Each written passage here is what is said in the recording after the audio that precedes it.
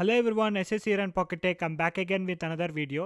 ఈ వీడియోలో మనం ఐఫోన్ 17లో ఉన్న 7 బెస్ట్ ఫీచర్స్ అయితే చూడబోతున్నాము. ఎవరైనా ఐఫోన్ 17 పర్చేస్ చేసి ఉంటే మీకు ఈ ఫీచర్స్ అన్ని చాలా బాగా ఉపయోగపడతాయి. సో లేట్ చేయకుండా లెట్స్ గెట్ స్టార్టెడ్.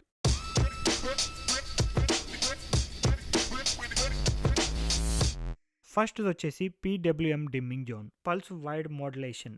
సో ఈ ఫీచర్ వచ్చేసి especially night time phone use చేసే వాళ్ళకి, అది కూడా లైట్ ఆఫ్ చేసి ఫోన్ ఎక్కువగా యూస్ చేస్తే మీకు ఈ ఫీచర్ చాలా ఉపయోగపడుతుంది. దీన్ని సెట్టింగ్స్లో అయితే మీరు టర్న్ ఆన్ చేసుకోవాలి. Let's go to settings, accessibility. డిస్ప్లేలోకి వెళ్తే కిందకి స్క్రోల్ చేస్తే ఇక్కడ చూస్తున్నారు కదా, డిస్ప్లే పల్స్ స్మూత్నింగ్ అని చెప్పి పీడబ్ల్యూఎం ఉంటుంది. ఇది టర్న్ ఆన్ చేయండి. So that night time without light మీరు ఫోన్ కనుక యూస్ చేస్తుంటే స్క్రీన్ ఫ్లిక్కరింగ్ అనేది చాలా తక్కువ అవుతుంది. సో దట్ మన ఐస్కి స్ట్రెస్ ఉండదు. మీరు నైట్ టైం ఫోన్ యూస్ చేస్తుంటే కళ్ళలోంచి వాటర్ రావటం కానీ, లేదంటే ఐస్ కొంచెం స్ట్రెయిన్ అవటం కానీ జరిగితే ఈ ఫీచర్ని టర్న్ ఆన్ చేసుకోండి. సెకండ్ న్యూ ఫీచర్ వచ్చేసి, కొన్ని సంవత్సరాలుగా మనం నాన్ ప్రో మోడల్స్కి యాపిల్ వాళ్ళు కొన్ని ఫీచర్స్ అనేవి కట్ చేసేసారు.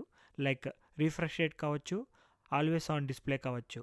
ఈ రెండు ఫీచర్స్ని అయితే మనకి ఐఫోన్ 17లో అయితే ఇన్బుల్ట్గా ఇస్తున్నారు. ఐఫోన్ 17 ప్రోలో యూస్ చేస్తున్న డిస్ప్లే, 17లో యూస్ చేస్తున్న డిస్ప్లే ఒకటే. రెండిట్లోనూ మనకి ఆల్వేస్ ఆన్ డిస్ప్లే సపోర్ట్ ఉంటుంది, ఇక్కడ చూస్తున్నారు కదా.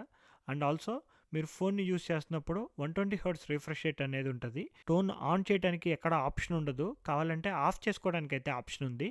డిఫాల్ట్గా 120 హెర్ట్జ్ అనేది టోన్ ఆన్లో ఉంటుంది. ఆఫ్ చేయాలి అనుకుంటే బ్యాటరీ సేవింగ్ కావచ్చు, లేదంటే ఏదైనా ఇతర పర్పసెస్కి రిఫ్రెష్ రేట్ ఆఫ్ చేయాలి అనుకుంటే మీరు యాక్సెసిబిలిటీలోకి వెళ్ళి, మోషన్లోకి వెళ్ళి కిందకి స్క్రోల్ చేస్తే లిమిట్ ద ఫ్రేమ్ రేట్ అని చెప్పి ఉంటుంది. Set the maximum frame rate of the display to 60 hertz. Turn on చేస్తే మీ డిస్ప్లే అనేది 60 హెర్ట్జ్కి సెట్ అయిపోతుంది అనమాట. అండ్ డిస్ప్లేలోకి వెళ్తే ఇక్కడ మీకు always on display customisation options అనేవి ఇక్కడ ఉంటాయి. ఇక్కడ చూస్తున్నారు కదా, ఆల్వేస్ ఆన్ డిస్ప్లే అని ఉంటుంది. ఇది ఓన్లీ 17 సిరీస్ నుంచి అవైలబుల్గా ఉంది. మీరు 16 కానీ 16+ కానీ యూస్ చేస్తుంటే ఈ ఫీచర్ అనేది రాదు. ఆల్వేస్ ఆన్ డిస్ప్లేలోకి వెళ్తే ఇక్కడ చూడొచ్చు, మనకి ఇక్కడ ఫ్యూ ఆప్షన్స్ అయితే అవైలబుల్గా ఉన్నాయి.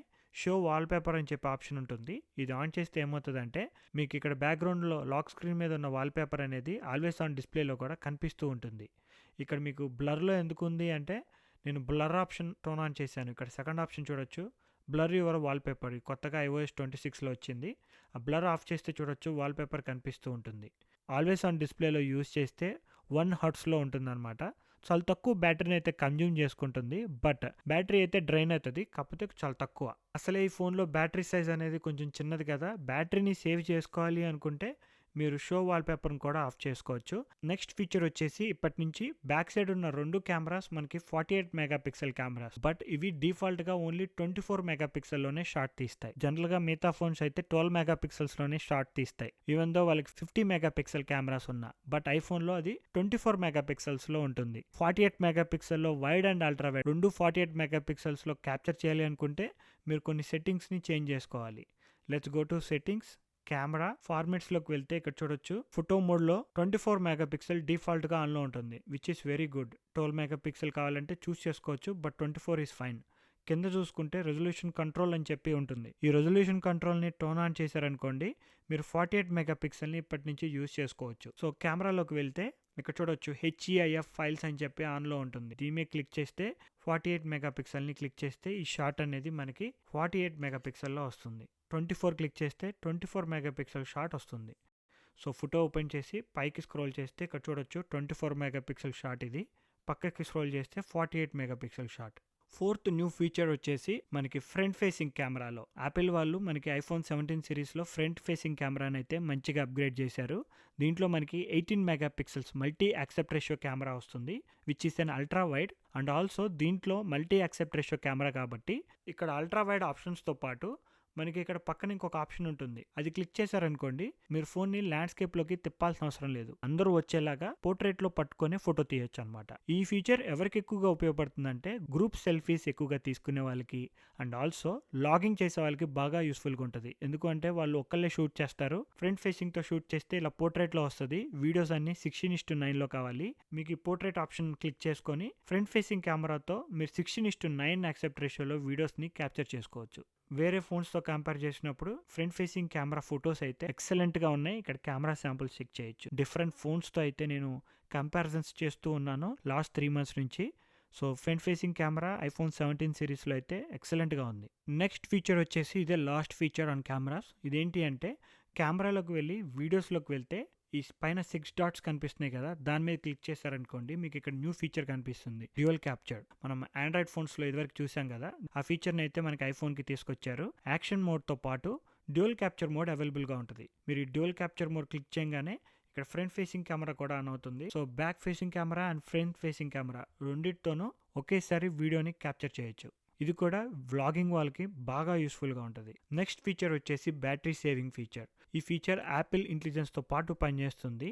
సో సెట్టింగ్స్లోకి వెళ్ళి బ్యాటరీలోకి వెళ్ళి ఇక్కడ పవర్ మోడ్ అని చెప్పి ఉంటుంది. ఈ పవర్ మోడ్లోకి వెళ్తే ఇక్కడ చూడొచ్చు అడాప్టివ్ పవర్ ఉంటుంది, దీని అయితే టర్న్ ఆన్ చేసుకోండి. అడాప్టివ్ పవర్ నోటిఫికేషన్స్ ఆఫ్ చేసుకున్నా పర్లేదు. ఈ అడాప్టివ్ పవర్ మోడ్ ఏం చేస్తుందంటే 7 hours ఆఫ్ బ్యాటరీ యూసేజ్ వచ్చింది అనుకోండి, ఇవాళ కొంచెం గేమింగ్ ఎక్కువ ఆడాను అనుకోండి, ఫర్ సపోజ్ ఒక గంట సేపు గేమింగ్ ఆడితే బ్యాటరీ యూసేజ్ అనేది ఎక్కువ అవుతుంది కదా, 7 hours ఆఫ్ యూసేజ్ అనేది రాకపోవచ్చు. ఈ అడాప్టివ్ పవర్ ఏం చేస్తుంది అంటే గేమింగ్ 1 hour ఎక్స్ట్రా ఆడా కాబట్టి మిగతా ఫీచర్స్ ని కొంచెం తగ్గిస్తుంది. బ్యాక్గ్రౌండ్ లో ఏదైనా యాప్స్ రన్ అవుతుంటే వాటిని పాస్ చేయటం, పర్ఫార్మెన్స్ ని కొంచెం స్లో చేయటం. సో ఈ అడాప్టివ్ పవర్ మోడ్ అనేది very important, turn this on. And also last feature వచ్చేసి జనరల్ గా మీకు ఫోన్ ఛార్జింగ్ అయిపోతుంది అనుకోండి, ఛార్జింగ్ పెడతాము, ఇది ఎప్పటికి 100% అవుతుంది, ఎప్పటికి 80% అవుతుంది అనేది జనరల్గా అయితే తెలియదు కదా. సెట్టింగ్స్లో నుంచి అయితే మీరు ఇది చెక్ చేసుకోవచ్చు. Let's go to settings. బ్యాటరీలోకి వెళ్తే ఇక్కడ చూడొచ్చు 80% రావడానికి 38 minutes పడుతుంది, 100% అవడానికి 2 hours పడుతుంది. ఎప్పుడైనా సరే బ్యాటరీస్ అనేవి 0 to 80 ఫాస్ట్గా వెళ్తాయి, 80 to 100 అనేది కొంచెం స్లో అవుతుంది. సో ఇవైతే ఇప్పుడు దాకా నాకు కనిపించిన న్యూ ఫీచర్స్.